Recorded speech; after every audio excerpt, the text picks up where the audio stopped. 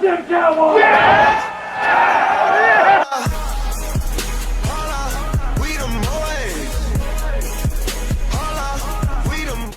Hey guys, what's going on? It's Space Cowboy. Welcome back to the channel, and today I'm starting my post-game analysis right now. The game's still going on. The first half has just concluded, and I wanted to get my initial thoughts right out there before, they escape my mind.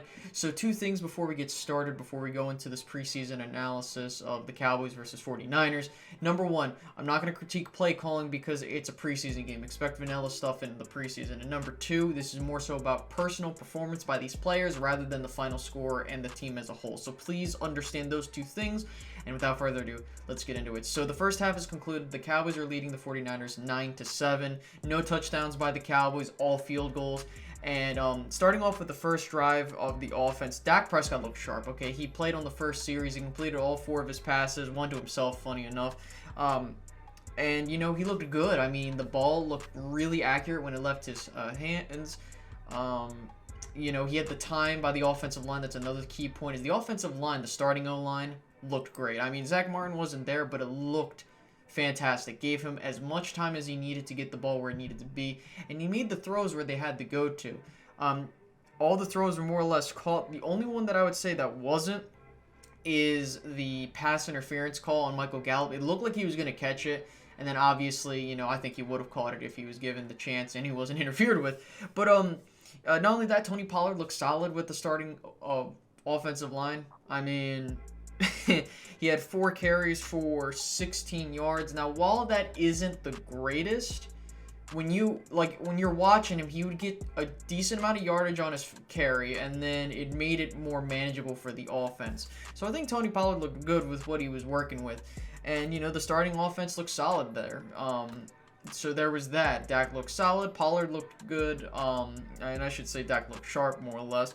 Starting O-line looked great with its pass protection and its run blocking. And Gallup looked good. Those are the things I took away from that. Next, on these first couple defensive snaps and drives by the Cowboys, there was a play in which there should have been a turnover for the Cowboys and put it in the red zone. But unfortunately, they overturned it. I got to give a shout out to Anthony Brown. He had good awareness throughout this half. I mean, the fact that he knew the ball came out and he got it and he started running it down the field, solid awareness. And not only that, he had a good play in man coverage where he made a good tackle.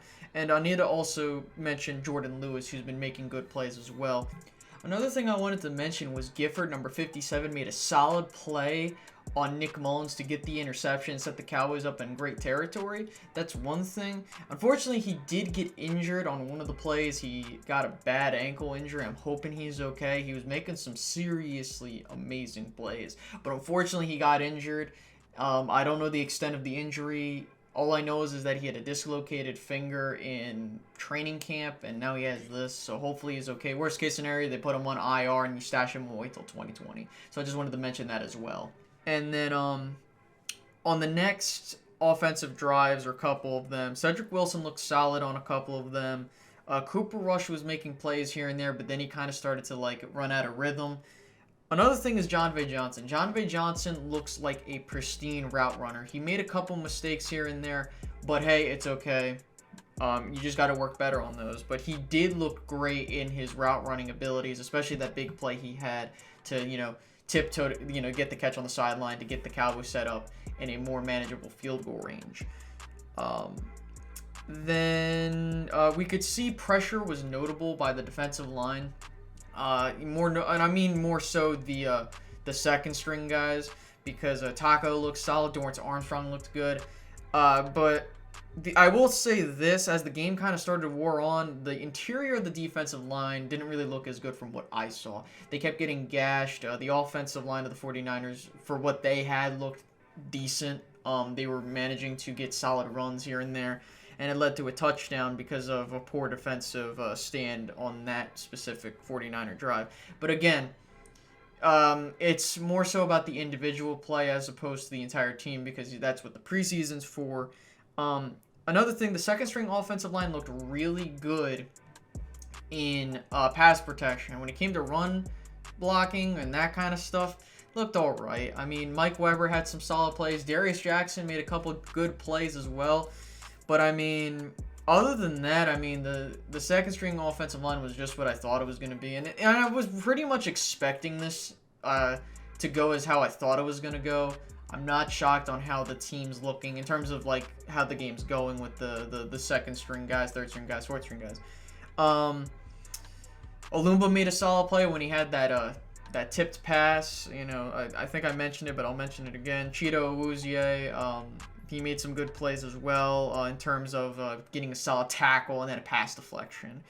And then another thing, the final thing I noted, and this is probably the most important part of the entire half. Brett Maher had 4 opportunities to get the Cowboys points. He had made 3 of them, and he missed 1 of them. Now, out of all the attempts, I would say the last one he made to put the Cowboys on top 9-7 looked like, you know, the best one. But other than that, the other ones looked very shaky. And that's the thing. I'm just worried that he's going to become inconsistent. And, you know, while he is making those field goals, I would like the Cowboys to get into the red zone. But again, it's not about team effort in this current situation. It's more about the personal evaluation of these players. And Maher, he looked all right for what he was doing. But then again, that's pretty much it for the first half. I'm going to go ahead, finish watching the second half, and then I'm going to go ahead and record that. And then we'll see what happens after that. All right, guys, I'll see you back for the second half. Alrighty, guys, we're back. Now, the game is officially over. They just got done the last play for the Cowboys on 4th and goal. Final score is 9-17. 49ers beat the Cowboys. Now, look, the final score isn't really what matters. What matters more importantly is the fact that we got to see player evaluations, okay? So, what exactly happened in the second half that I took away and thought was good and bad? Donovan Wilson got his interception, which was a great play by him. You know, I think it was just after George Iloka just left the game, so he managed to take advantage of that. But really, the whole story of the second half was the offense not really getting going into the last drive. So Mike White struggled. You know, the interior of the offensive line looked like it struggled with Adam Redmond. Mitch Hyatt looked solid to good. There were some plays where he gave up.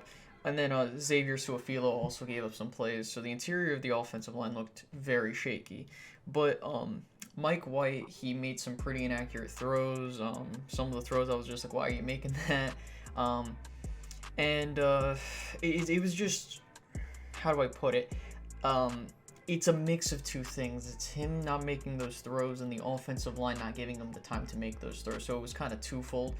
But at the same time, you got to take advantage of the situation you're in. But and it is kind of hard to evaluate. So there's that two-parter where it's like, well, you can't really blame him because the offensive line wasn't playing that well. But at the same time, he did make some bad throws. So it was a bit of a mix of the two.